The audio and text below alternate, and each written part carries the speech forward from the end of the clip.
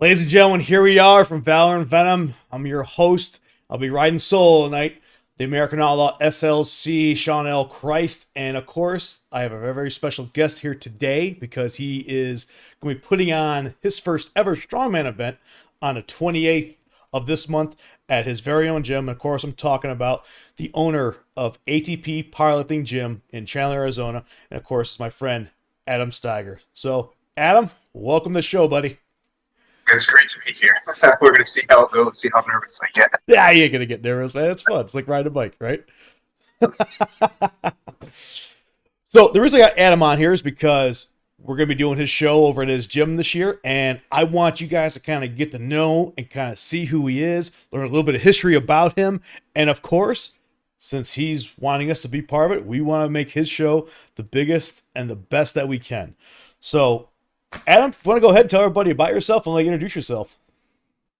So, my name is Adam Steiger. I'm 27 years old. I'll be 28 in March. I almost said 28. Youngin'. I opened the gym about a year and a half ago. I'm originally from Connecticut and moved to Arizona in the last 4 or 5 years. I think that's pretty much it. The only thing I really do is lift weights, own the gym, play with cars. Like, there's not too much more. Did you, when you were growing up, did you kind of get in the weight game, strength sports scene when you were younger, or kind of like when you got older?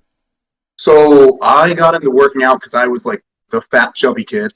So maybe it was my sophomore year of high school. I think I was like 15. I started work out to get leaner. And then I got so lean that I wanted to work out to get bigger. Okay. And then after a couple years of working out to get bigger, I'm like, okay, well, I'm not getting that much bigger that fast. I need something else that I can see that's like black and white to see the progression, and then that turned into powerlifting. And did you, so what's that? Was powerlifting? Sorry, I mean interrupted. Was powerlifting the first kind of sport that you started getting into? Yeah, powerlifting was the first one. I pretty much stuck with that for like 10 years. I mean, I played other sports like football and baseball and stuff like that, but as for like the gym related stuff, powerlifting was the first real sport I did. Did you do that before you went to football, or kind of got into that like during football, or was that totally after? Well, it was really playing basketball and stuff like that. Football, I played like a couple rec leagues and stuff, but it was afterwards for sure.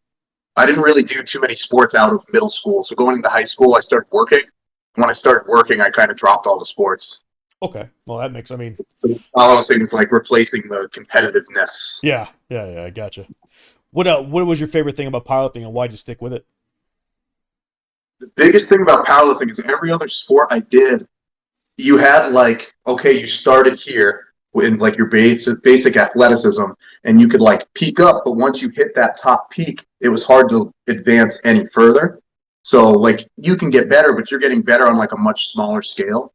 Whereas strength is something that you can continually like linear progress up like year after year after year. And it doesn't feel there's like this big plateau of like, hey, this is where your athleticism is, and you're kind of stuck in this box of like what your potential might be.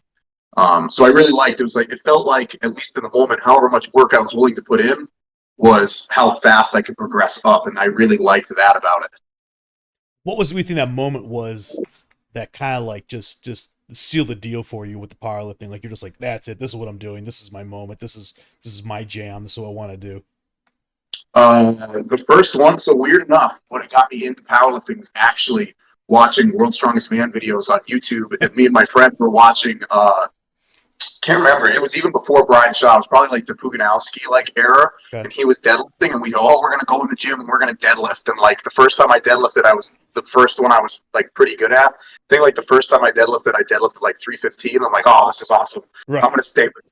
Yeah, so that was like the first real moment. I remember we were like amping it all up, and like 5 of us went in the gym at like 12 o'clock at night, so it was a 24-hour gym.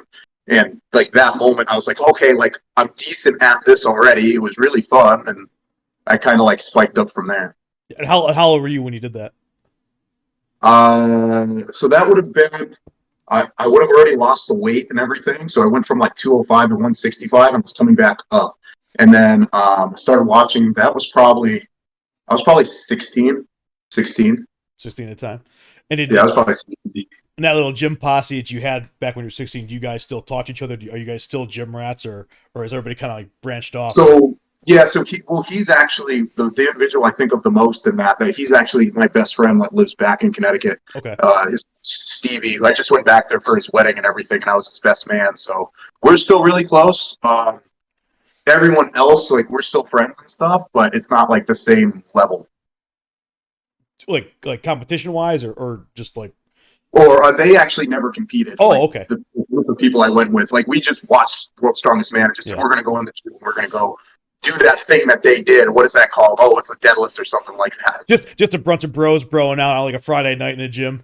Yeah, that's all. But man, that's sometimes the best stories you guys have. I mean, it's like for me, it's like sometimes you go in there and people use the gym for all kinds of things. You know, they use the gym for just for whatever reason, it's maybe mental health, maybe physical health, or whatever it is. But it's like when you go and do that, the people you meet there at certain times, whenever you decide to do it, that's when you're like, oh, okay, there's other people just like me, and then that kind of becomes like your little clique and becomes kind of like all your buddies and whatnot.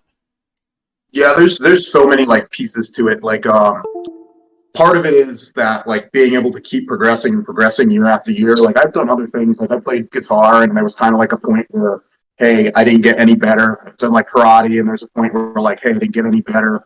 I did, weird enough, I was like into bowling for a long time. I even did that in school. And it was like, hey, your average is kind of staying the same. I'm not really progressing. I would have to commit X more time to get just a little bit better. Yeah. And things like weightlifting, there's always an area to progress, which that's actually what led me into Strongman is, okay, so powerlifting for like 10 years now, and all of these lifts, like what do I expect to put on my bench after benching for 10 years? It's like maybe, if I'm lucky, 20 pounds a year, maybe 10 pounds a year. So Strongman gave me a whole bunch of extra movements that I can work and progress and technique or critique to try to get better again. And that's like my big thing is trying to progress upwards in whatever way I can. So do you still train powerlifting with Strongman, or do you strictly just train Strongman or kind of? Yeah, so my training style is very like powerlifting based, and then it's like just sprinkling in Strongman to get like the movement and the specificity of it down. So for example, like a Monday, I'm not benching first, but I'll do like a log or whatever it is that I'm working on, some type of overhead movement first. Now that the focus is Strongman, but I'll still bench as like an auxiliary movement afterwards. I still have like a specific day that's for deadlifting. I still have a specific day that's for squatting. I know a lot of people, they don't think squatting is like a really great movement for strongman. And I know people that go 6 or 7 months that do strongman that don't squat at all. And like, I just can't. Like the amount of general strength that it builds through those big base core movements are so huge. And that's what's given me where I already am in strongman, is having like that base static strength. So I'll sprinkle in the strongman movements, and then I'll have like a specific strongman day where I only do strongman movements as well. Would you say that the squat is kind of like your bread and butter? Because I mean, you said you were good at deadlift, but I was wondering if it's like the squats like the thing that you kind of enjoy doing the most, or what's your favorite lift? The one I hate the most is the squat. So it says a lot where I'm like, hey, I know I still need to do it because I'm not great at it. I'm not mentally great at it. I'm not physically great at it. I don't have good leverages for a squat. I just know the benefit that it gives me, and that keeps me squatting at least once a week, every week. But I hate squatting. Gotcha. Anyone at the gym, they'll know that I hate squatting. But you do because it's fundamentally sound, and it's just basically the core of everything.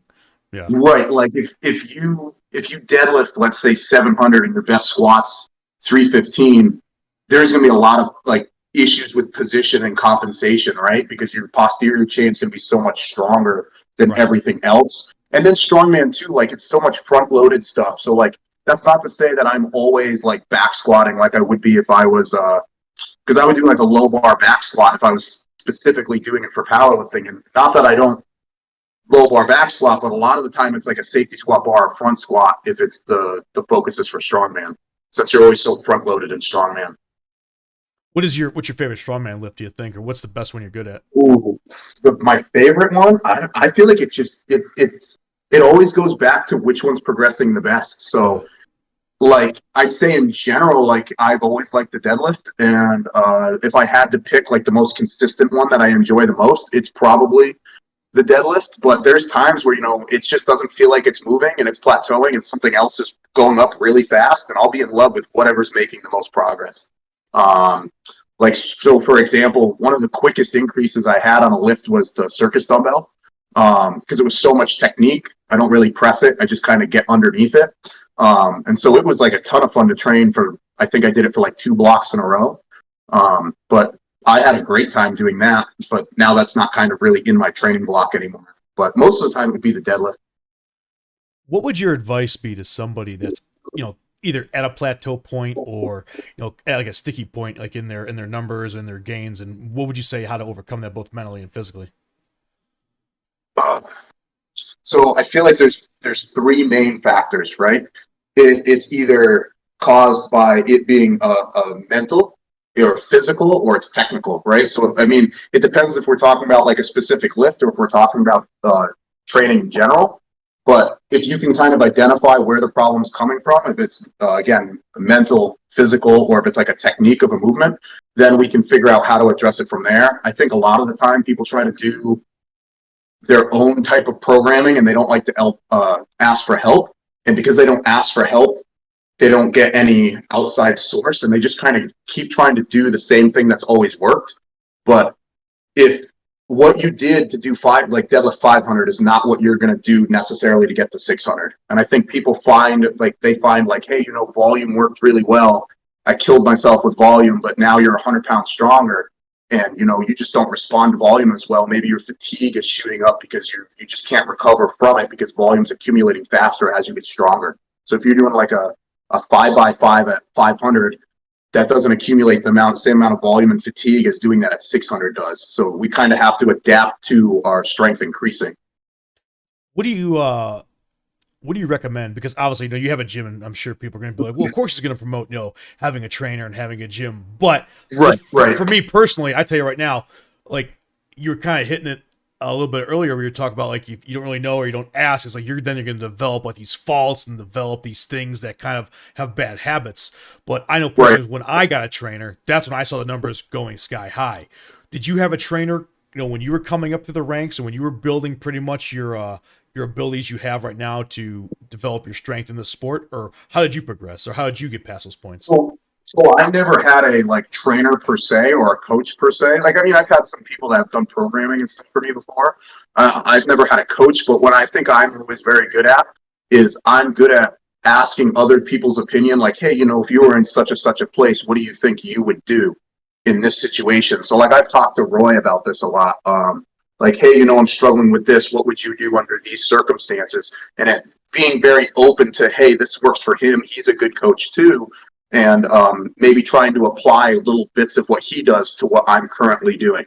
The other really important thing is everyone likes to try to change a whole bunch of variables at once. So I'm training 4 days a week. I'm going to train 5, and then I'm going to change my diet, and I'm going to change the type of program I'm on. And you're changing all these variables. And then when it starts to progress and then starts to digress, you don't know what one of those variables helped you, or which one of those was just luck because you tried 5 different variables at once. So I think it's important, say we're talking about hey, your overhead's not going up, right? And you increase the volume or the amount of sets that you're doing, but you gain 15 pounds. It's like, well, did your overhead go up because you changed something in training, or did it go up because you gained 15 pounds? Right. So I think it's very important to try to keep your variables down and just add one specific thing for a block, and see how that one specific thing affects the outcome. Because if you add more than one, you won't know which one affected the outcome or not. And yeah, I think that's the thing people don't understand is it's not just one thing. It's a combination of many things is what's going to plateau you. It's pushing through the mental discipline when you don't want to go and you're getting frustrated. You just keep going because eventually it's going to work. And like you said, asking somebody. And because what I've noticed... Right. I think a lot of... Yep, sorry, you can go. I was going to say is that I've noticed a lot of people in the sport that are veterans of it, but doing for a while, they're probably the most humblest people you'll ever know. But boy, if they see you're committed and you go and ask them for a way to help yourself, you're not telling them what to do, but you're asking for help, more than happy to share, their tips and tricks and their wealth of knowledge with you. Oh yeah, Yeah, going up to someone and saying, "Hey, this is what you should do," and if you don't know them or have like a good standing with them, you're just going to drive that person away. You kind of just have to have a good relationship with them and wait for them to come to you, or they're just never going to want to talk to you again.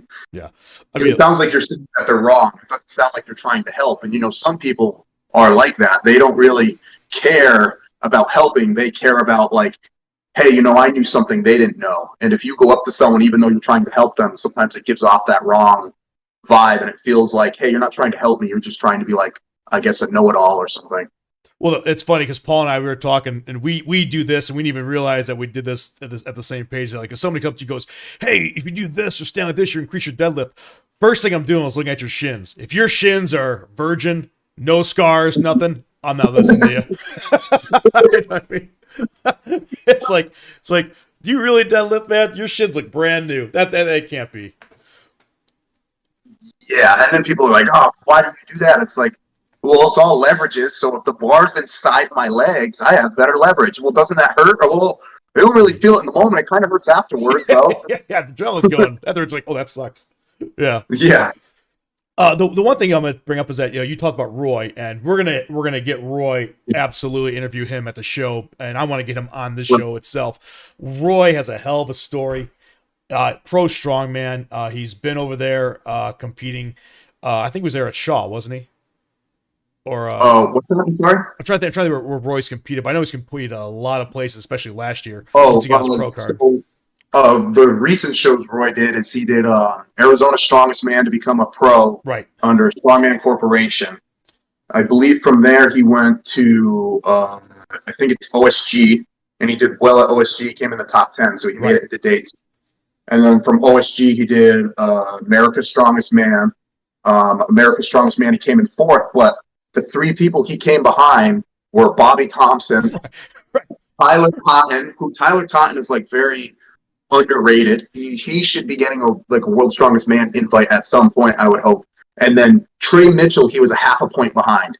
Right. So like to come in fourth to those people is like really impressive. Like especially when he's only half a point behind Trey Mitchell, who's won the Shaw Classic like back-to-back years. Exactly, and this is his first year doing the pro card. So I mean, it's fantastic seeing him. He's a great individual, and absolutely want to get him on the show. And you're going to see him at your event coming up for sure. Yeah, he'll be there for sure. He's going to help load weights and everything. He's very humble. Absolutely, just a good dude all around. Like I said, great story. I'm connected to you because of X, Y, and Z. He's the first one to jump in and be like, "Oh, if you need anything, just let me know." Yep, yes, he is. Speaking about that, so you talked a little bit about your history, and you talked about kind of things that you've gone up in the sport. So, what's bringing on your first event here? Like, what made you want to put this on? The first event specifically? Oh, the classic, the whole classic show you got on 29. Yeah. I mean, there's a whole bunch of reasons. If I'm being honest, the biggest reason is probably I want the gym to be one of, if not the best gym in Arizona long term. Obviously, right now I can't say like, oh, I own the best gym, but if that's the goal, a strongman competition, a powerlifting meet, all of that tapers down. You need to have a good competition. You need to have help the competitors. You need to give back to the sport, right? So anyone who's successful, they always kind of say the same things, and they say yeah, you need to do X, Y, and Z, but you need to give back, right? So giving back with my gym is going to be this competition. So that's really the big two reasons. It's going to overall help the growth of ATP. It's going to kind of set it as a place to go for strongman, and it's going to help the sport itself, or at least that's the goal. Absolutely, and that's pretty much what we do as well, is that you got all these athletes out there, and I keep saying, and it's like beating a dead horse, but I can care less because people need to understand this. You have these athletes that, and they are athletes, doesn't matter what anybody thinks, they're an athlete. They'll sit there and train like 6 months, 7 months, sometimes a year, just for one competition that year they want to do, and they average about 6 minutes and 30 seconds on a platform or something like that. And it's like they're doing all that. And you see that in your gym when you're around these people. You're like, you know what? I got to give you a highlight moment. Make you feel like a rock star for at least a little bit of what you were doing. You deserve so much more. And it's just the smallest thing we can give you. So, that. Yeah, That was another big reason too. Is we have a lot of you'll notice we have like a lot of people in the novice class. Yeah. And initially we weren't going to do the novice class, and people were very like skeptical about doing it. That were like a big part of the community, but maybe they thought they weren't as strong as they should be to like go in. And I'm really big on like, hey, you should just jump in.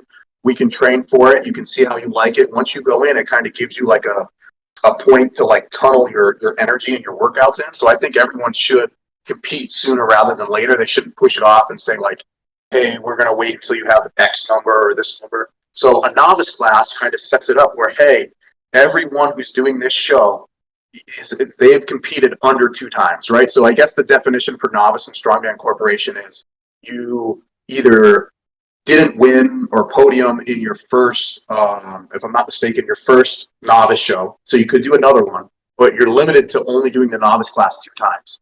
So I think a lot of people knowing like, hey, everyone's in the same kind of boat. It's either their first or second competition and everyone's kind of nervous about it. It lets a lot of people that are within the gym community that might not otherwise sign up and get into the sport. It lets them get into the sport and see how great it is too. And because it's at their home gym, that makes them a lot more comfortable. I've tried getting them a couple people to sign up for other comps in different areas, and they just weren't willing. But training on the same equipment in the same environment, they know who all the people putting the show on, seems to comfort them a lot more. So we got a decent amount of signups that I didn't think we were going to get for the sport and for from our community rather. Yeah, I saw those signups start jumping up last couple of weeks. You guys had like more else than sign up on nowhere, which is awesome for the event. I think you were Right. you're planning on what, having maybe like 20, and what are we up to right now? I think we're close to 25 now. I think that's pretty normal too. We weren't sure how many people we were going to have, but I think the first year is always the year that it's going to be a little bit smaller because no one knows what to expect, right? They don't know what the venue is going to look like. They don't know how it's going to be put on and such like that, right? They weren't planning for it. So, Battle of the Beast is in December, and then Beer Boys is usually in February, but it was in March this time. So you have a lot of people that they don't really know about your comp, so they're going to sign up. Oh, I think we lost Adam. Let's see if we can get him back real quick.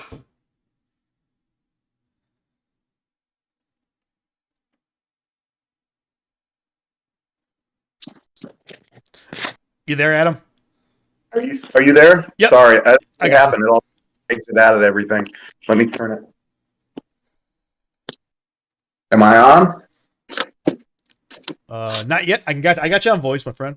Got you on voice. Okay. Oh, there it goes. Yeah. There you are.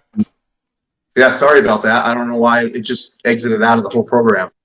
No, you're good. We got you back. So where were we at? You were talking about how how they had the first of all, he had a home field advantage, obviously, with that, but then you were talking about how this being the first contest, sometimes it's kind of smaller, and obviously you're trying to do it not to compete with the other contests. So that's what I was going to say is like people kind of know like, hey, 9-10 months out, like I did Battle of the Beast last year. We'll use that as an example. I'm going to do that the following year because I liked it. So it's more of like the safer option. So from what I've heard, it's kind of normal to do your first year, your first competition, and have like a smaller amount of people because people just don't know what to expect and they're going to go with what they already know. Right, and of course, home field advantage plays a huge factor in that when you're trying to build the Right. local athletes and local community around there. And I mean, you got some, and I love is you got some of the gyms around the area too. I know one person signed up was Gary Lloyd, who is an absolutely dominant masters competitor in his weight class and his group. I mean, he's Right. I think he went to OSG and everything, I believe, as well. yeah, he did, and he's over there out of Unbroken Strength Gym with Julie Schmay Right. and all them over there. I mean, just another powerhouse, just gym that you guys have over there, over in Phoenix. Well, Chandler, I should say, but you know what I mean. Well, for us, yeah. And then Unbroken's in Peoria, I believe. Yeah, exactly. And Right. so going into this with the Mhm. with your events, what made you decide on the events? Like, why'd you pick those specific events, and what are the events that you got? All right. I think I don't know if I put too much effort into thinking about the events or not, but I did put a lot of effort into them. So the first event's the moving event. I think that kind of gets people's nerves out of the way. I always hate doing an overhead event first. That might be partially biased because overhead is not my greatest lift unless we're talking about like a surface dumbbell. Yeah. Static overhead strength is not something you build really well as a 10-year powerlifter, right? But I wanted a moving event, kind of get the nerves off. It kind of makes you move really fast. You don't really think too much during a moving event. You just kind of send it. And I didn't want it to be about endurance. I wanted it to be about the weight and about transitions. So you'll notice that it's only going to be 40 feet in each direction, and you're not going to be running back for an implement. So it's going to be the yoke down, waiting at the other side of that line after 40 feet is going to be the farmers, back down 40 feet. And then it's going to be a sandbag that they're running back down 40 feet again and throwing over. So it's going to be a lot about being quick and a lot about the transitions rather than the endurance. So if they had to go back every single time, so a lot of comps they'll have them go down for the yoke, run back, get the farmers, run back, get the bag. That's not really strongman. That's more like endurance man, like in my opinion, right? So I like it to be about being fast, but I don't want it to be about endurance.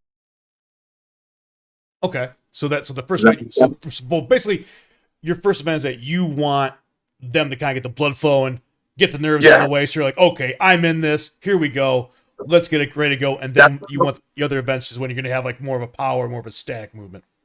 Right. So I wanted that to be the first event for that reason. And then the way we set up the event was so that it was more about being fast and about being strong than about being endurance. I mean, I did Arizona's Strongest Man in 2021, and it was brutal. It was bring the bag down 50 feet, run back, get the spell, bring it down, run back, get the bag, run down, run back, bring the wheelbarrow down, now run back again, then another sandbag. And I was laying on the ground for an hour until the next. That was one of Alpha Omega where I was there basically freelancing and kind of getting all these pictures of you guys. I think that was the first time I met you. Yeah, first time I met you, exactly. Yeah, I did that event and I thought I was going to die.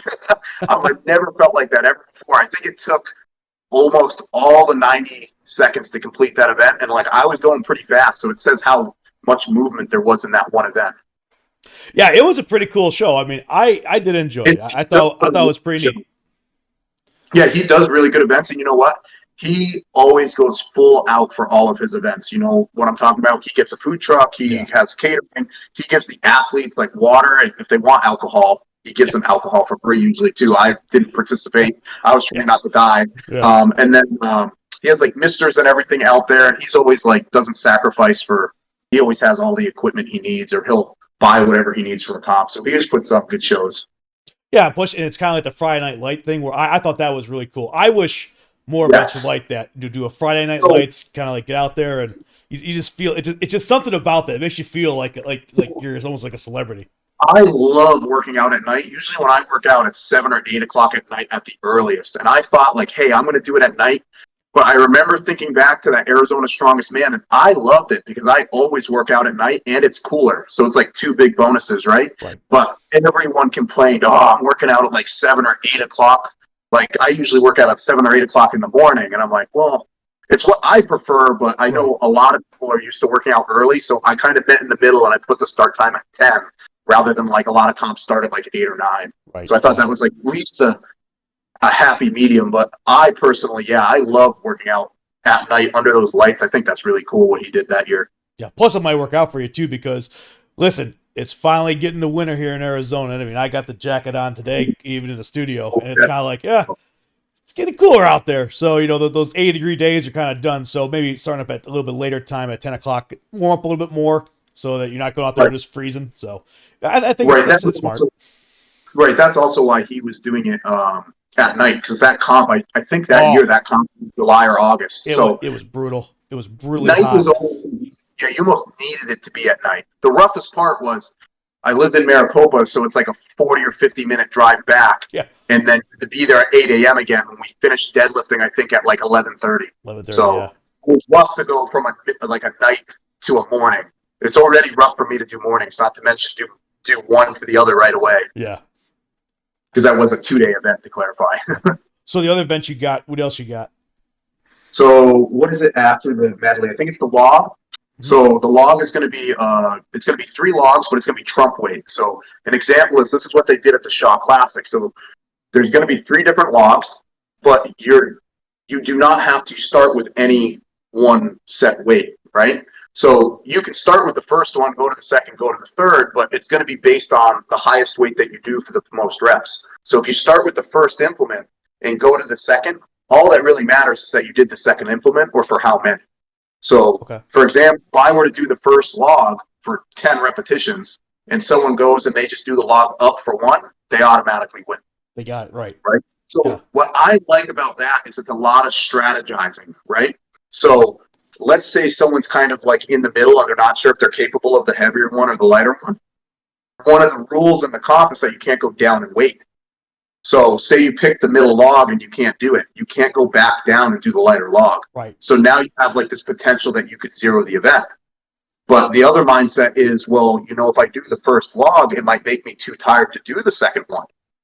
So people are going to kind of fight with, hey, am I going to kind of like go for the fences and start with the heaviest one I'm capable of and try to go for it? Or are they going to play the safe route and kind of go for how many points they think they're going to be able to get? And maybe they do the first log and then go to the second or the third after that. Right. So there's a lot of room for strategizing. And that's one of my favorite parts about Strongman is you might not need to be the strongest. You might just need to manipulate the best.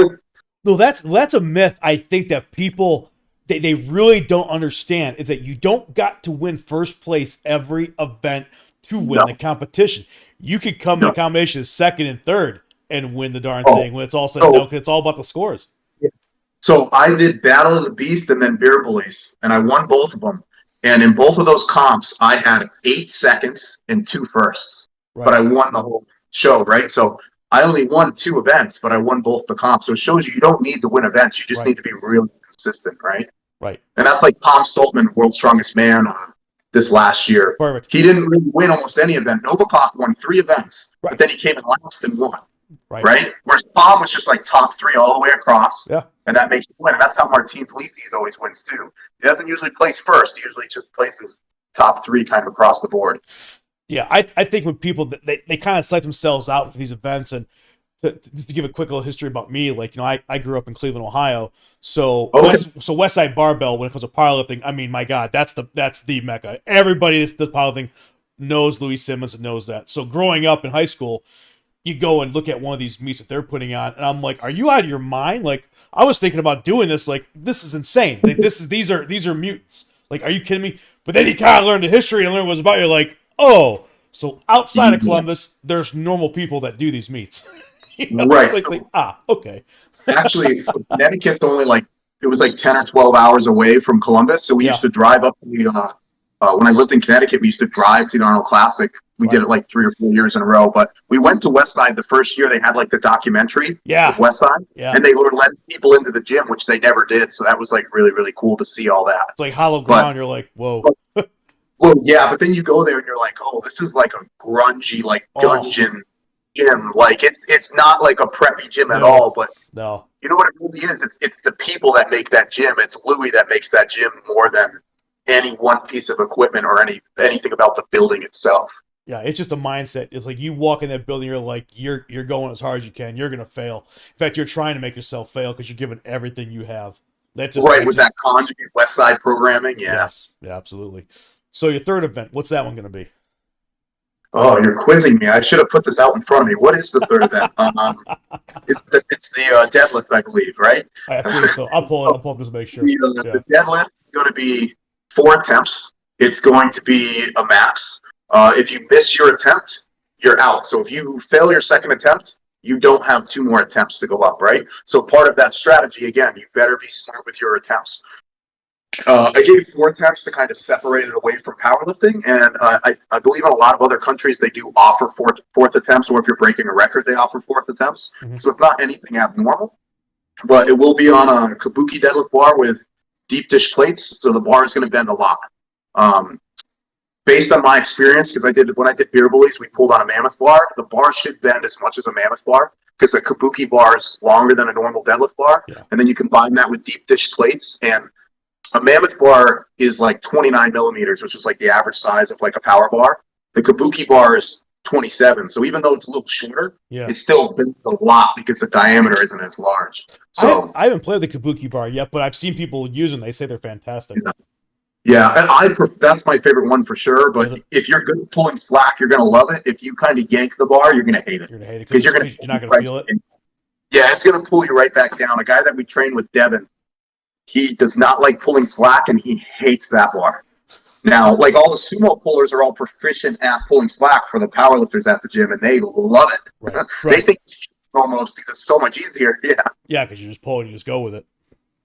Right, and then that kind of floats everything up as long as you're pulling slack. But if you don't pull slack first, it's going to kind of like rebound, and it's going to try to pull you back down. Well, that brings up another concept is that I always try to tell people, and so does Paul, is that when you get into these events, what you want to do is train exactly how you're going to perform. Because I've seen at events where people are getting ready for it, and unfortunately, maybe their gym doesn't have an axle bar, so they're Right, deadlifting, these like 700 pounds on a standard bar, and it's totally different. It's a totally different dynamic, totally different mechanic.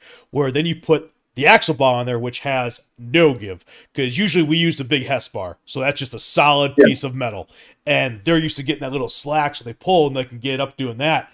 But then when you put that South Seal where it's like, oh, there's no give, and then it doesn't even move, it's like, we know you're strong enough, we know you can pull it, but you just didn't get the mechanics down right. So unfortunately, you're not going to do well at that event because you just haven't trained that event. and you know what I call that? I call that when I talk about stuff like that, I call it like my powerlifting brain, right? Yeah. So there's not many variables you need to control in powerlifting. It's the bar, it's the rack you're squatting out of. So rather if it's a mono or if it's a combo rack, and then most of the time it's kilo plates, unless it's like an SPF or an RPS fed, then they're going to use like the big hundreds, right? Or a squat bar, whatever it's going to be, right? It's controlling those variables. So like powerlifter brain is like not only like, hey, I have to have the specific bar. It's like, well, how far do the weights go out to the end? Am I using calibrated plates? Do the weights go out to the same distance? That's going to affect how much the bar bends, right? So it's being very, very specific with a lot of specificity, right? So going over into Strongman, I've carried that line of thinking of, hey, I don't only want to be like semi-specific. I want it to be exactly specific. So what I always do, if someone has a comp coming up, I'll say, hey, well, is there an implement that we don't have that you'll want? And I'll go out and buy whatever the implement is. So like for Roy, for OSG, it was kind of a shame that Rogue screwed me, and it said it was going to show up in 6 weeks, and it showed up in 12 weeks. So Roy couldn't train on it, but we had bought like one of the big, I almost said Roy, the big circus dumbbells that Rogue makes, because that's what they're using at OSG. And using one of those versus using a regular circus is like completely different how you execute it. So you'll see these guys going into like this prep for Strongman, and they're like, oh, I did 250 on a circus dumbbell, and then in comp, they can't hit 180. Right. Because they kind of missed the mark on the specificity with the implement. And people don't realize how important at least that last training block, like your peak up to your show, that last, let's say 3 to 8 weeks, is the most important and should be very specific. Your general training doesn't need to be specific at all. But if you want to go do good at a specific show, the more specificity you have, definitely the better. Well, you see all the time when it comes, especially when it comes to grip. Like I'm a big proponent of training grip. Like that's what's going to make you. Like I don't use the straps unless we're doing reps, or if it's like something that's just like, okay, I know I need to use it, which I take pride in that. When you're doing a trap bar and you're just pulling 600 pounds and you're just doing your hands and grit and you're going. But when you see those wide implements come out where you go from this, you're used to training like this, now you're training like this, it's like, wait a minute. It's like, oh yeah, it's totally different. So CJ's actually talked about a lot about this on the circus dumbbell. And so CJ will go to whatever gym he needs to go to get that specific implement, which is very smart. People don't realize that's a big part of his success. It's just making sure he has the most specificity he has going up to a comp. So if you watched CJ did Clash of the U90s and actually won the competition, correct? And he won like not won it, destroyed it.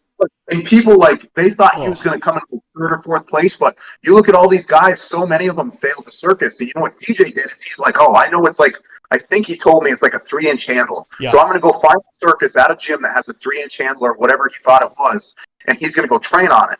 Well, I'm pretty sure he ended up winning that event, and I think a big part of that is he told me, like, hey, that 3-inch handle, it tries to, take your hand away from you. You think it's not going to lose it, but it has so much more leverage against your hand, and it affects the balance and everything. It has a huge effect, and people think they're okay training on something that has a 2-inch handle, and it's like it's not even close to the same thing. Well, that's the one thing I definitely want competitors and gym owners that listen to this and understand is that if you have a sponsored athlete, like obviously, Be Strong Powerhouse, that's our home gym and we love it. Right. That started this whole thing. But we love promoting all you guys as well. But if an athlete that is one of your athletes and you don't have the implement, you got to get it for them. But if you don't, it's not a negative thing for them to go find another gym just for that time. Right. That's not saying they're giving up on you. It's just that, hey, they have this. I need to do, especially when you're in a competition level, like CJ, like Roy, like Troy, like Colleen, like all these incredible athletes that are trying to get their pro cards and trying to, basically showcase themselves. You got to give them the tools to be successful. And if you don't have it, then it's not a personal attack or anything. It's just that they got to go someplace else. And I think a lot of the time it's not the gym owners that are thinking like in that mindset. It's the community of the gym. Yes. So a lot of time, like I went to Liberty during Bill Beer Bullies last year to pull on the Mammoth. It's not like Rich was like, oh, why are you coming to my gym? Why are you doing this? He's like, okay, cool. You can do our competition. Yeah, come try the implements. But then you have the community that's thinking, well, why are you here? That's really weird. It's like, why is it weird? It's weird because you're making it weird. Right. Otherwise, like, it's fine. Same thing. Oh, you went to Beer Bullies. Why aren't you here? It's like, well, even as a gym owner, did it bother me a little bit that I didn't have that implement? Yeah. So I ordered one, but it hasn't come in yet. It's like 6-month pre-order, right? But it's not a big deal to go to a different gym and use a different implement or a different tool. But a lot of times, some of the community, they frown upon it, but the gym owners never care. Yeah. They never care. No, and the people that are the athletes and they are committed to it, and the ones that do it, it is like we understand that and we get that, and it's kind of like you just block out the negativity, you block out the haters, as I guess you could say, and then you just go and do it, because that's the thing. It's like, for one, they're going for competition. Two, they're using their home gym and they're using another gym. It's like, hey, everybody wins in that aspect. Yeah, exactly. Like, there's no negative about it at all. Like, even like Roy went to actually use, because my circus dumbbell didn't come in that I'd ordered for him for OSG. So he went to Tucson, drove all the way to Tucson just to use the dumbbell. And it's like, that's perfect. That's what he should do if he wants to do the best he can. Right. It wouldn't make sense not to. Right? Right. Why would you want to do less than you're capable of just because you didn't practice with the same implement? No, it's 100%. Mm-hmm. All right, so going back to your event, so the next event you have is the truck pull. Okay, so I mean, the truck pull is like a classic one, right? You'll notice all the events, it's not anything weird. It's not like hey, I actually don't want to give specifics because I might accidentally shit on someone else's event. But they're very classic events, right? There's always a log, there's always a deadlift, there's always some type of like moving event, there's always some type of pull, right? Sometimes it's like in Arizona, arm over arm's been very popular in the last couple of years, right? Truck pulls have also been very popular in the last couple of years. My spin on the truck pull is I do not want it to be completed fast. I think a truck pull, the winner should get like 25 to 30 seconds max. But you're going to have people that don't complete the truck pull, and that's okay. They can collect the distance. They're not going to zero the event. Right. So do that. It needs to be heavier, and the distance needs to be longer. So it's going to be 100 feet. And for the novice women, it's going to be a regular F-150.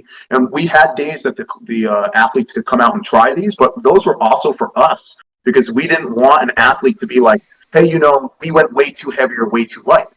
So, for example, the F-150 was perfect for the novice women. Now, if we gave that to a middleweight man, they did it in like 10 seconds. So it's like, well, that's not the goal. Like, because then what we're going to do is every single person is going to come down to like a half a second. So there's going to be like room for error. We want there to be like decent gaps. We want people to struggle. It shouldn't just be about how fast can you go. It should be about effort and technique as well. So I think after the novice women, it's going to go up to an F350, which weighs roughly 8,600 pounds because it's one of our friends. It's a diesel truck and he has some bigger tires and stuff on it. So it does run heavier than like a stock F350. And then for the middleweight men, we're going to go to F350 with a trailer on the back. We had tried putting an F350 with a trailer with an F150 on the back of the trailer. And Devin, who is very good at the truck pull, actually didn't even finish it. Took almost all the 90 seconds and was just dead.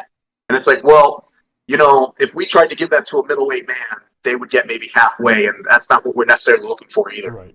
So testing it I think is very important. So we tested it, and we know we're not going to do the truck on the trailer with the other truck anymore. And hey, that's what it comes down to, And that's the thing too, is like when you're when you're doing a competition. I mean, that's what gym owners do. It's you learn what works, you learn what doesn't work. You Mhm. may have an idea on something, it may sound great on paper, then when you implement it, you're like, ooh, Right. that didn't work I out so think well. I think the big mistake is not trying it before, right? If Right. it's something new or something different, or you've never done that, like we've obviously never put on a competition before, and not to mention like, oh, okay, we're going to do the truck pull in this area. It can look perfectly flat, but if there's a little dip that you can't see, it's crazy how much harder it gets. So we were training again, like arm over arm in our parking lot Yeah. for beer balloons, and it was like it looked flat, but every single time we got about halfway, we're like, "Whoa, it got really hard right there." Yeah. And it's like you don't know it till you try it. That's why World's Strongest Man, they have a lot of the reserves or the equipment testers. So I think Nick Best, the first time he actually got into World's Strongest Man, he was an equipment tester, and someone got injured and they pulled him in. But That's awesome. they're there to like, hey, run through this event and make sure like not only can they pick it up, but is it not too light? Is it not too heavy? Is this about right? Right. So it's important to run through the events. Yeah, is it a happy medium for a good challenge? Not something that's going to defeat you, not something that you're going to get done quick. It's like there's that sweet spot. Right. Right. And figuring that out, like now they only have an open class. We're trying to figure it out for multiple classes. So it's definitely like, okay, we need maybe one of our women that we think is going to do better in it, see how hard it is for her, and see one of our women that maybe that's not as strong of an event, see how hard it is for her to do, right? Right. And then kind of take a mean from there, right? Take like the middle of it. Absolutely. And then of course for the last and final event you have what everybody loves to see, because this and bags, in my opinion, are the best events for the final event. Is that you got Atlas stones.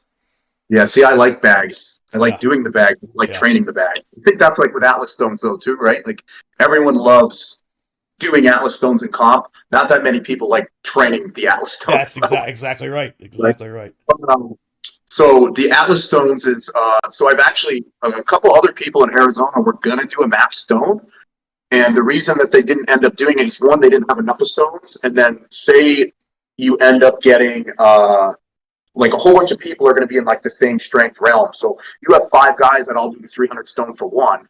It's like, okay, well now you have tied for first place 5 people, right? You don't want that to happen. So we kind of went the same route where we did trump weight for the stones. So you're going to have multiple options. I think we have 13 or 14 stones now. Wow. So we almost have like 25-pound increments, which is like pretty good. Okay. But what we're going to do is, so let's say someone, they know that they can't do the 325 stone, but the 300 stone they can do for a few, right? Yeah. If they do it for one, again, they trump everything that's below them in weight. Okay. So if someone had done the 240 stone for 10, doing that 300 stone for one, you are automatically placed above them.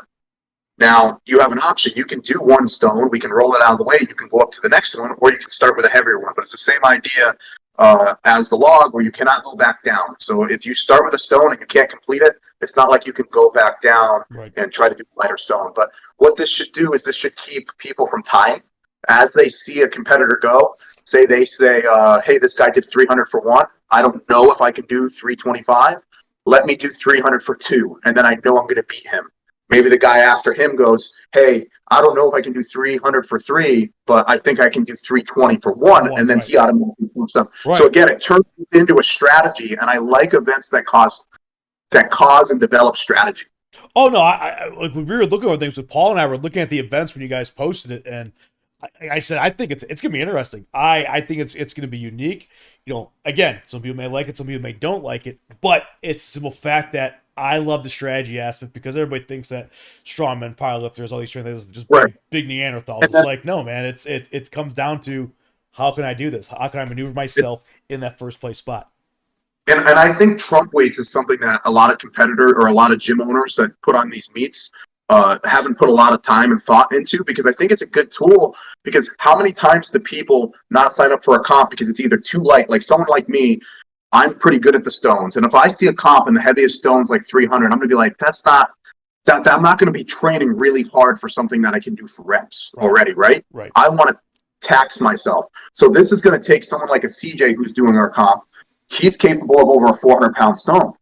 So he's going to be able to go for a really big stone and do something that challenges him. But But what else it does is it's not like a set weight where every other competitor has to try to go for this 400-pound stone too. If we have someone that's in CJ's weight class and they're only capable of 175, they're not zeroing the event. They can do a 175 stone and still get a point. Right. So I think that makes it a lot more fun because it keeps people from zeroing. So we wanted stuff that would challenge people, but we didn't want people to zero if we could help it. And for CJ Pierce, obviously, one of Arizona's Golden Boys, and obviously, Nationals champion in his weight class. So he's usually under 90 kilos, so that's right around about 189 pounds or whatnot. I saw he posted something on the scales. He's like up to 220, and I was like, okay. I told him, I said, dude, quit being a small guy. Just go for 242 and compete at the weight you're supposed to be at. You know what I mean? So I'm curious if he's going to weigh in it because he's known for dropping weight. He'll build the strength and then cut the weight like an old school wrestling like ability, which I don't understand. It annoys me because he is. I don't think I'm like overreaching when I say he's probably the best U90. That's not. It's not in the country, in the world. Like that's overreaching. Record. He's almost had the log record. He's good at every single event. Sometimes I see him do things and I'm like, I'm not mad that you can do it. I'm mad that you can do it so easy. Like, how is this U90 doing 1,000-pound yoke for 40 feet, but he's still moving really, really well with it? Well, it's insane. And the best part is, I like when he goes and meets sometimes. He's like, I'm gonna go for the next stage. Those weights are too light on my class. I'm gonna go to the next class. And I'm like, and now you got these heavyweights that are like, the hell? Why is he my weight class? It's like that's the best. Funny? You know what's funny is he almost always wins too. Yes, he does. He won Arizona's Strongest Man. He won Power in the Pines as a super. Yeah. Anytime he enters as a super, he wins. I laugh. I'm like, see, and that should just drive you to keep going. I mean, I love it. But he can. I think the only reason he would probably say a U90 is just because he's pretty much the best U90. Right. Or if he does a big comp, I could see him coming back down and doing it. But I don't think for like smaller comps and such, he's going to come back down anymore. He's going to let his weight keep coming up. And eventually maybe he will go into a bigger class as he gets, well, he's already going to be super competitive regardless. But going from the best to maybe top 10, maybe he wants to kind of reach up before he goes into the next class. Right. I mean, it was at Hope for the Holidays. I think he went for, I think it was a 370, but wasn't the actual like 410 he was trying to go or something like that? It was something ridiculous. He told me he was thinking about going for 4, but then it's like he missed 3, but 3 wasn't like 370 wasn't like he couldn't do it. He just misgrooved it. Just missed it, yeah. But at Hope, it's the same idea where if you miss an attempt, you can't go for your third. Right? I'm sure if he took it again, he would have got it because he had done it multiple times in training. It's just one of those things where you get a little nerves and he split jerks it. So split jerk is a much more like, hey, you're either going to get it or you don't, and there's not much in between. Paul can talk about a split jerk compared to a strict press because he has very, very, very, very outspoken on the importance of both. Like you can't have one without the other. And sometimes these guys do a split jerk. It's like you gotta have that strictness in there because the split jerk is like, okay, I kind of get it, and then pop. Did he get that last little right? Yeah. So, like, if you look at, like, CJ do a log, a lot of people don't split jerk the log, but CJ's been starting to split jerk the log. And you'll see a lot of times he has to still press it out. Right? And if he didn't have just general strength, like, through strict and through, like, a push press, he wouldn't be able to recover. It would either be elbows are locked out and they stay, or they would fall back down. So he's generally strong, but then he's also proficient at a lot of these Olympic lifting style movements that he carries over to Strongman. Yeah, absolutely. So that goes over the events that we have. And like we said, we got 5 events. We're going to start at around 10 a.m. and probably go to about, what do you think, about 4 p.m.? Something like that. Yeah, I think 4 p.m. is pretty safe. With the awards and everything like that. And, of course, you got the after party. That's going to be at where? Jersey D's, which is going to be in the same shopping plaza. So it's like a bar, but they serve really good food and everything. And we want to support the people that are in our plaza. So we went around and got a lot of business cards and brochures and different things from all of the people in the plaza. There's like a different tattoo place. There's a couple other restaurants and such like that. So we want to promote them a little bit too if we have the chance. So we're going to support Jersey D's by going there after for the comp, and then we'll have like brochures now for all the other businesses in the plaza as well. Fantastic. And what about your sponsors? Who do you have sponsoring the event this year? So it's going to be I should have wrote it down. You're going to tell me for me. You're going to save me. Light Bite. There we go. Light Bite's one. So Light Bite is going to give out multiple meals to the male and female winner of the heaviest Atlas Stone. We're going to have Beefy Boy that's going to give out a shirt to the male and female of the heaviest deadlift. And then the winners, it's going to be, all right, what was the last one? Last one wasn't the drink. Oh, Noco's going to be there as well. Noco's going to be just giving out products for free, essentially. And then there's we have wrist wraps that we got, but the name is escaping me. They're sponsored by Roy. Roy is sponsored by them. Gannon's sponsored by them. Why can't I think of it? I can't look it up on my phone because it's on my phone. Yeah, I'll pull it. Try to find it real quick. Yeah, it's my fault. Think of it. Where is it? I'll find it. But we'll get back to that in a second. But yeah, so you're gonna have sponsors there. You got a pretty cool location. I'm excited for it. I just saw the banner you have. You got a big 20-foot banner that the athletes are gonna see, and that's be behind them when they do the events and all that stuff. So it's definitely gonna look amazing, in my opinion. The other thing I kind of want to get down to is kind of go back to what we were talking about earlier, but it was, so how did you become, a gym owner at your age? Like, how did that dynamic happen? Because that's remarkable. Right. So, I mean, if we start really back from the beginning, because I feel like it's hard to explain it without starting from the beginning. Go ahead. I actually went to tech school to be a mechanic. And I realized about 4 years in, after I went to Lincoln, I started working as a mechanic before I even went to school. I realized that being a mechanic in a repair atmosphere, so not like a performance atmosphere, but like repairing, say you come in and your transmission's broken and you want me to fix it. You are not a happy individual coming in and being like, hey, I want to give you multiple $1,000s to fix my transmission. Even if I do the best job I can, you're going to be least frustrated as you had to come in at all. Now, if there's any type of problem that's ever happens with your car again, there's some type of was it that mechanic that did this and this to me? So I always wanted to open my own business, and I slowly realized that opening an automotive business was not going to be something good for my mental health because it's very negative.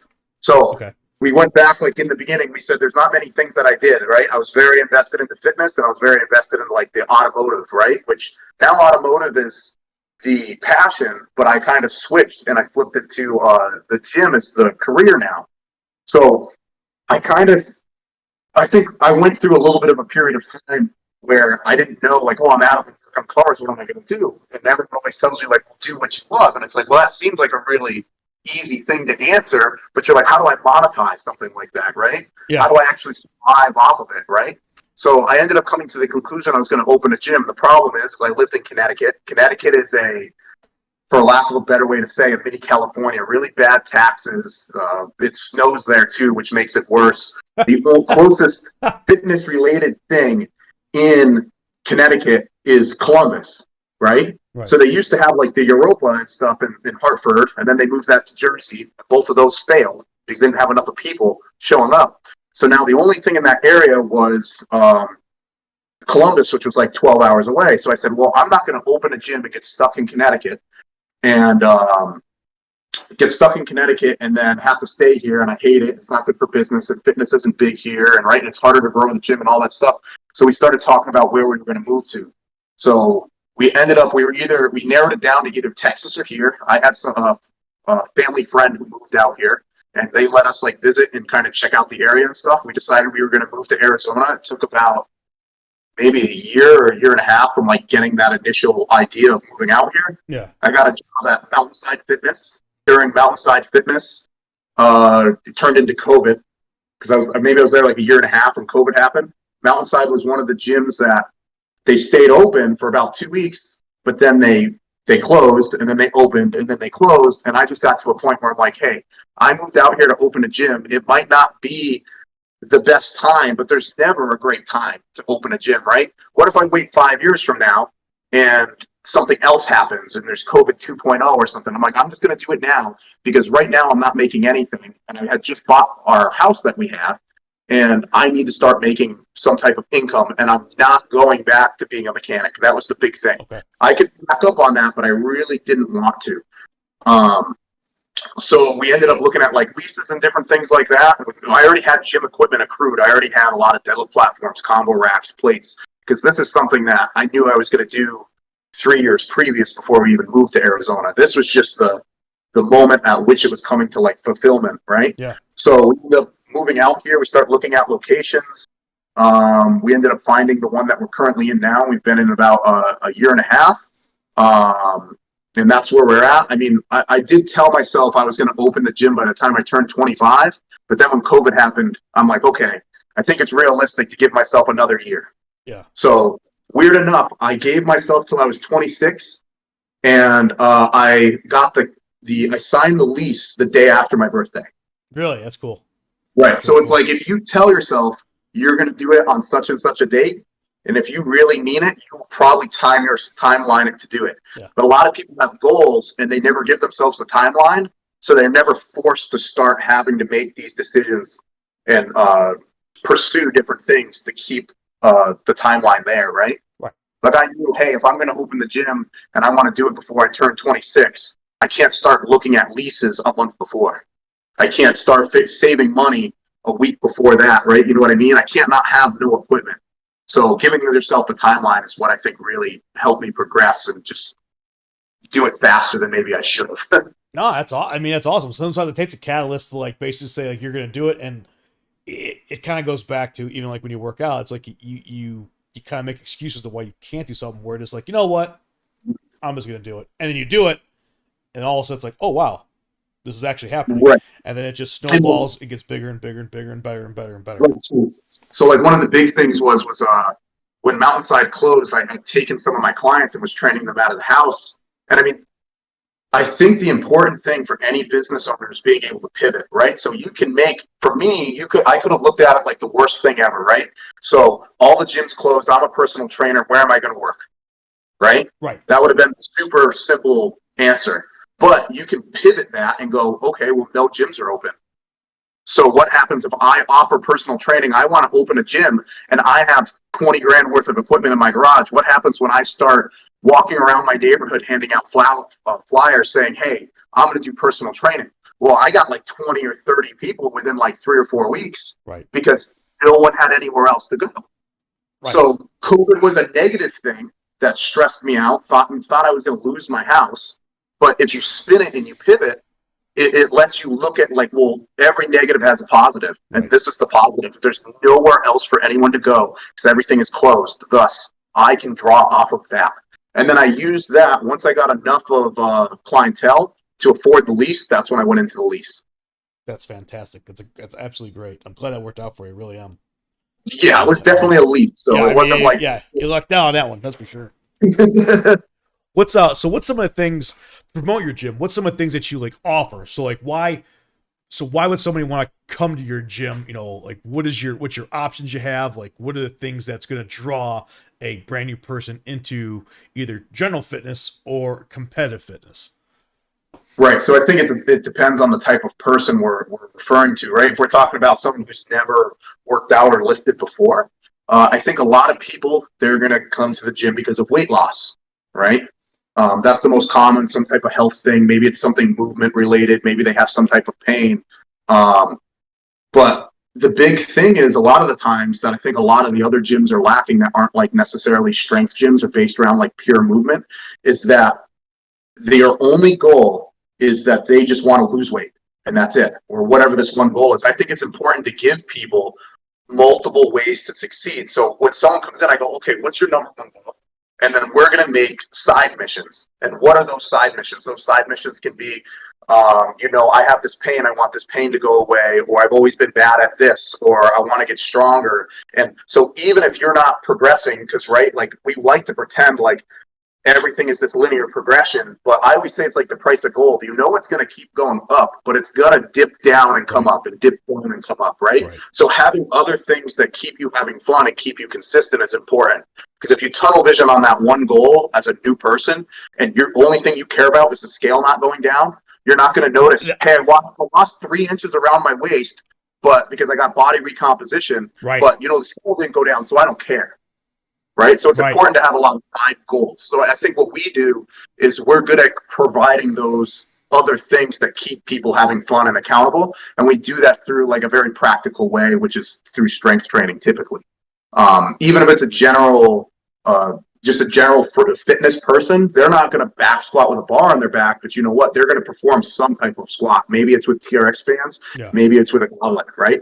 If they're going to perform some type of hip hinge, right? Maybe it's not a deadlift with a bar, but maybe it's an RDL with body, like just with a dumbbells or with a band or something, right? So it's important that there's still training movements that you're going to do in your everyday life, and that it's not just sticking someone on a machine and saying, hey, do this leg press. You're going to get really strong in a super specific machine that only really applies to this one machine. If you want a different leg press, it might feel horrible because you didn't really get a lot stronger in a practical way. Right? If your squat goes up 100 pounds, I guarantee you'll leg press more. Yeah. Right? Yeah. So I think if you build that core up, everything else is going to go up too. It's just that simple. Yeah. Right. Like building everything in those big base movements we do for everybody. It's not just the strength athlete that's coming in. I think for the individual that's on a higher level, they're probably someone that might come in and not get like a personal training, but they're going to come in and they might be coming in for an atmosphere where what I always say is you don't want to be the biggest fish in a small pond, right? So you want people there. That's kind of the West Side mentality, right? Is, hey, I want someone to be better than me, because when you can see it, it's one thing to see someone on social media. Like I will tell you, Roy coming to the gym has made me progress so much faster than I would have if Roy never came, because I went from one of the stronger individuals at the gym to Roy. Whatever I do, he'll just obliterate it. And you look at it, it's like, I know who you are. I'm friends with you. Yeah, you're bigger than me, and there's a couple other variables that are different. But if you can do it, why can't I? And it makes you at least accelerate your upwards. So I think a lot of athletes that come, they don't come to the gym for that reason, but that's one of the reasons why they stay. Is it helps them progress, because we have so many strong athletes at our gym. We were thinking about it the other day. We have over 10 guys that pull way over, like considerably over 700 pounds. And like for a gym our size, that's like pretty uncommon. That's fantastic. Right? That's we fantastic. have tons of guys that bench over 400. We have tons of guys that squat over 650. And like, it's weird to think because we've only been at gym for a year and a half, but we already have like a lot of these really high level athletes that are doing really well in these competitions coming to the gym. And it's just going to keep drawing more people there, because people are going to, like, success breeds success. They see you're successful. It's like, oh, okay, so he's doing that. I want to do that. Hi, guys, what's going on? It's right. And then I think what other people like too is they know, everyone who goes to the gym know, although I have to make money to pay my bills, my goal with the gym is not to make money to go spend on other things. I am so obsessed with the gym and myself because I am an athlete that when I buy something for the gym, it seems like it's for me, even though it's for the whole entire gym. So everyone's like, oh, you bought another squat bar. Oh, you bought one of these. Like everyone's like, how much stuff are you going to buy? You're going to need to get a different building. And it's like, well, I love reinvesting because that reinvesting helps everybody. And then again, it goes back to you get a specific implement. That specific implement helps you do better in a comp. Doing better in the comp helps everybody, right? It doesn't just help them. It also helps the gym in itself. Oh, well, as soon as you get something new in the gym, everybody wants to try it. It's like, ooh, what's this? It's like, might be part of their routine that day. It's just like, oh, what's this? It's a grip bar. Oh, let me go try that thing. Or like you said, circus dumbbell.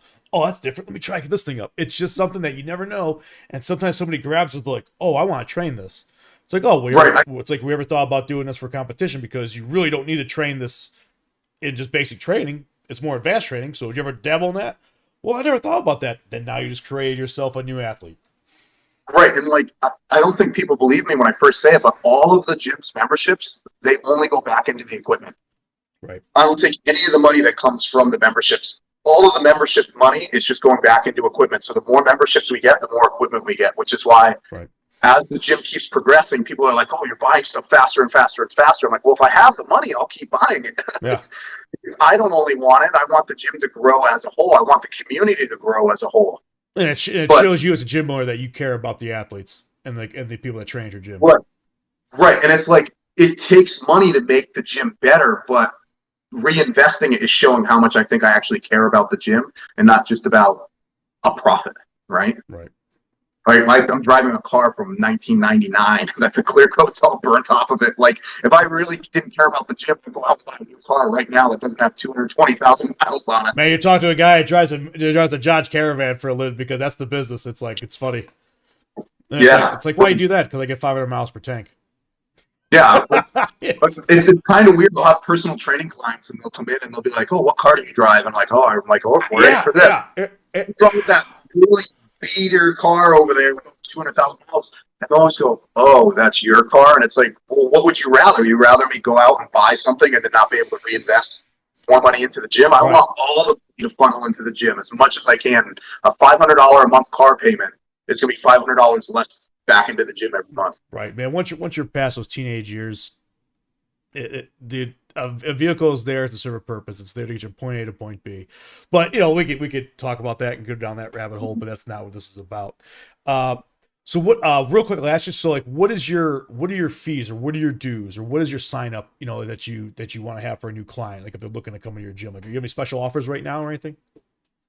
So we're not doing anything like that currently, like as far as special offers. Sometimes we do that like Black Friday and stuff, but that's really the only time we might.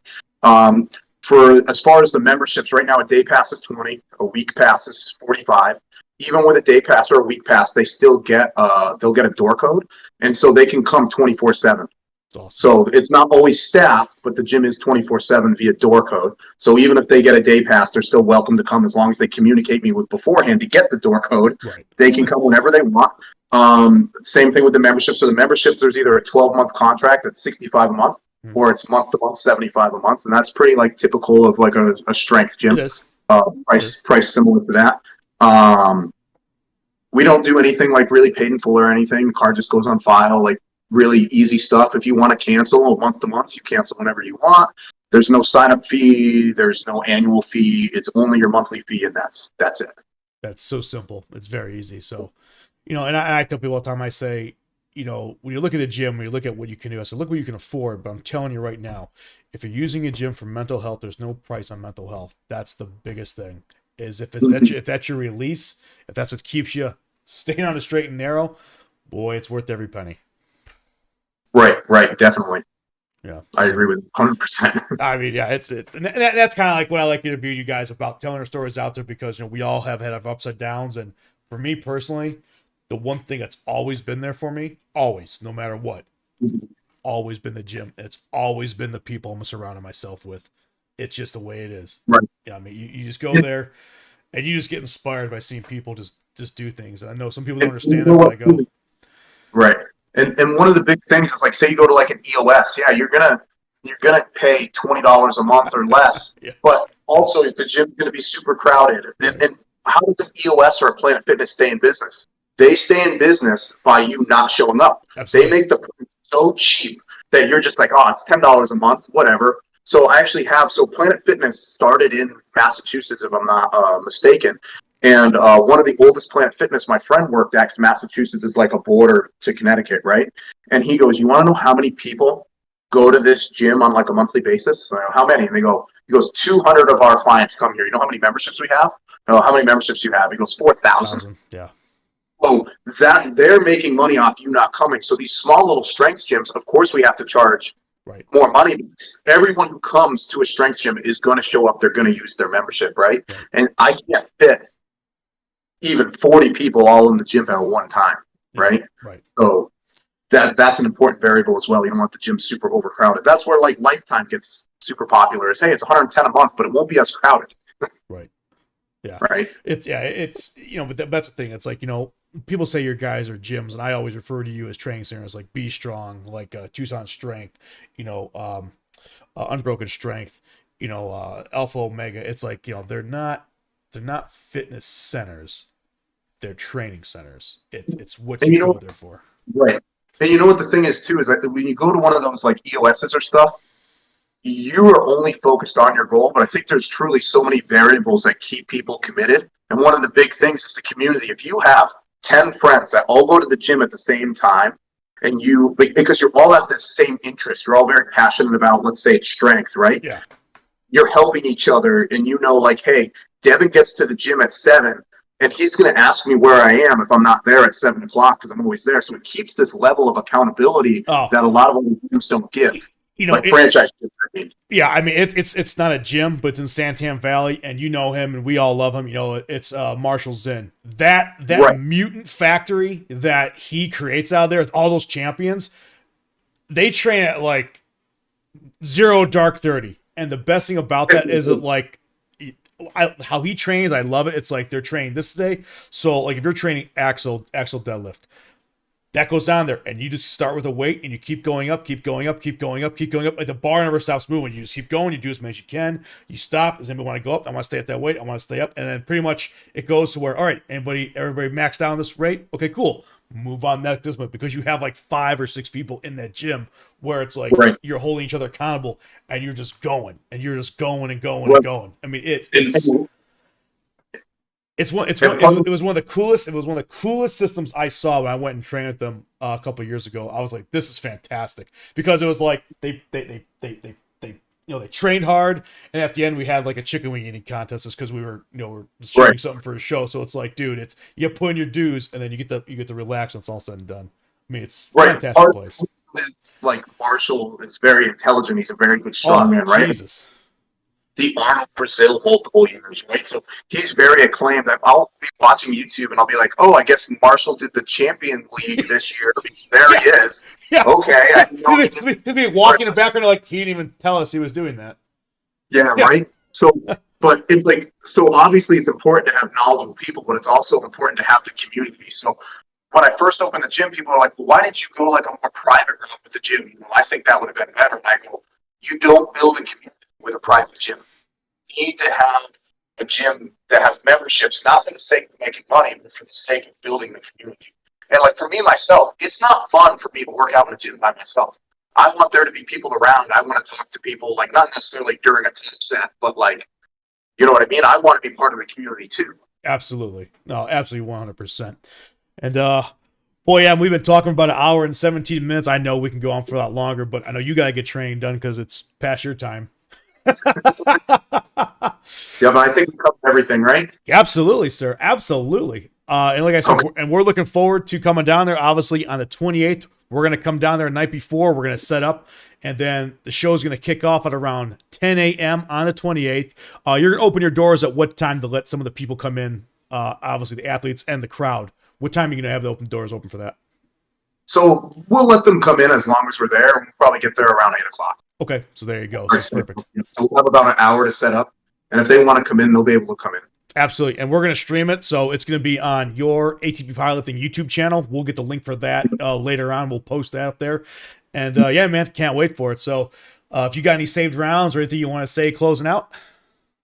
No, I think I'm pretty good. I talked for a while. Absolutely. And, like I said, look forward to seeing you. Look forward to seeing Melody when we come out there. And you two are just going to hammer this thing home. And it's going to be fun. I guarantee it's going to be a blast. So, for you that are watching the show right now or wherever time you're watching it, get ready to tune in. Get ready to have a good time because on the 28th of January, we have the first ever ATP Powerlifting Classic over at his home gym in Chandler, Arizona. So, it's the American Outlaw and Adam Steiger signing off. Y'all take care and have a great night.